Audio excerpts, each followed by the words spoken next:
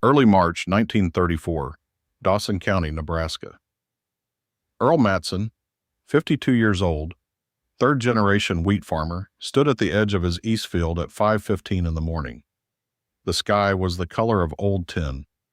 The wind had already picked up from the southwest, that flat, hungry wind that carried no moisture, only debt. Behind his barn, under a canvas tarp weighted down with split firewood and 3 rusting cultivator blades, sat his John Deere Model D. 2 cylinders, around 27 horsepower, nearly 5,400 pounds of green iron that represented 11 years of payments and every crop rotation he had left in him. The repo man from First National had come twice already. The third visit, Earl had decided, would find an empty lot. He was not alone. Across the high plains and the Corn Belt, from Iowa to the Texas Panhandle, farmers were doing the same thing, hiding machines, moving them in the dark, parking John Deere Model Ds, Farmall regulars, and Fordsons all-arounds inside haystacks, behind false walls in old granaries, deep in creek-bottom timber where surveyors rarely walked. It was quiet resistance, illegal in the eyes of the banks, completely logical in the eyes of everyone who had ever planted a seed into ground they loved. This is the story of what happened when American farmers decided the tractor was worth more than the debt attached to it, and what they were willing to risk to keep it. To understand 1934, you have to understand what the previous decade had done to these men. The 1920s had been a trap. After World War I drove grain prices to record highs, implement dealers and rural banks pushed farmers hard into mechanization. A new Farmall regular ran about $825 in 1924. A John Deere D cost around $1,000. For a family operating 160 acres on thin margins, that was not a purchase.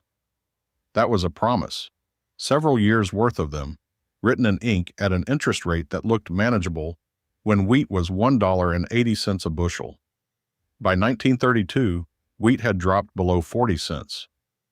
Corn hit 15 cents a bushel in some markets. The math collapsed overnight. Thousands of farms fell into arrears. The banks, themselves under pressure from failing deposits, began sending agents out in force. These were not villains in top hats. They were men with clipboards and legal authority and a job to do. But they were also coming for something that a farmer absolutely could not replace once it was gone. See that subscribe button? Yeah, it's our exchange, your way of saying this reached me. Not about the action size, but its meaning. Hit it if this resonated, drop a like if it moved you, and comment your thoughts on this story. Let's complete this circle together. Because what happened next in those counties is one of the most quietly defiant chapters in American agricultural history. The hiding networks grew organically. A neighbor would call ahead. Sometimes literally a telephone party line warning passed from farm to farm. Harrington's headed out Route 9 in the county assessor's Ford. That was enough. A man had maybe 90 minutes, enough to fire up a machine and move it. The Farmall regular weighed around 3,600 pounds and could cover rough ground at about 4 miles per hour in road gear. A John Deere D was heavier and slower but still mobile. You could move a tractor 2 miles down a creek trail and disappear it into a stand of cottonwoods before any agent with a piece of paper knew it was gone. Some farmers got creative in ways that bordered on engineering. Carl Weisenberg of Hamilton County, Iowa, reportedly disassembled the rear axle assembly of his Fordson to reduce its profile, then covered what remained with loose straw and a wagon bed. A functioning tractor reduced, in an afternoon, to something that looked like abandoned scrap. The Fordson, with its low hood and compact frame, was actually well suited to this kind of concealment.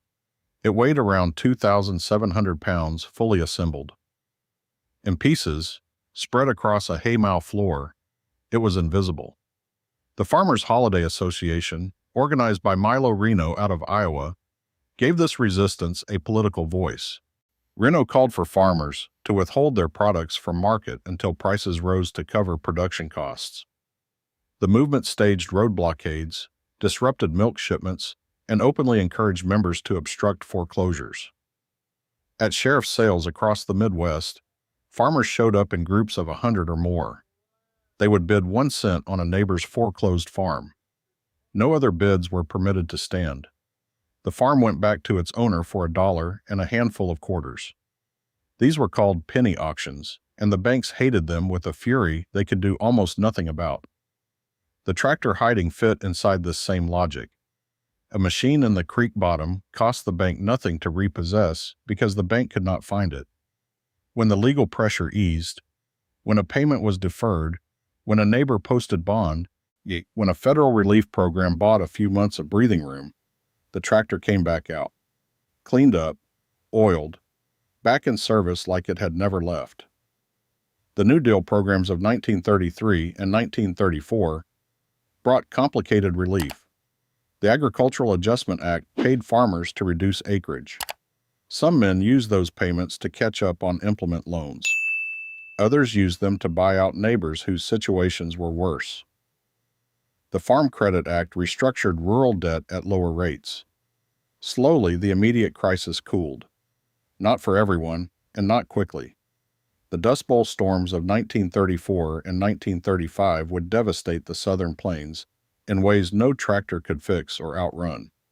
But the organized resistance of 1933 and 1934 had bought enough time for a significant portion of the farming economy to survive intact.